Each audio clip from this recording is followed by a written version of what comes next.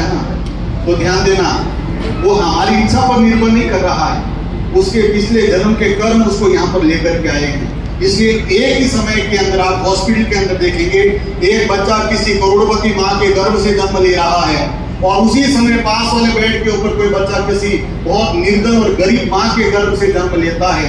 देखने वाला ये विचार करता है, प्रश्न करता है, इस बच्चे ने किसका क्या बिगाड़ा था, इस गरीब माँ के गर्भ से जन्म दिया है।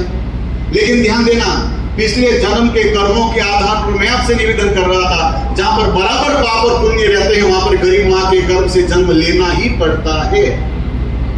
इसलिए एक बच्चा पैदा होते ही करोड़पति बन जाता है और जो गरीब माँ के गर्भ से जन्म ले रहा है वो जीवन भर मेहनत करता है, लेकिन वो फिर भी लाखों रुपए भी नहीं कमा पाता है।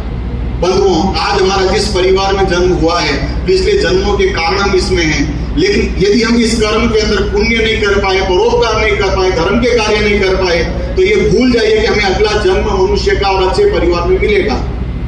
ये हमारे हाथ में है, जैसे जैसे हम कर्म करेंगे वैसा ही फल मिलेगा।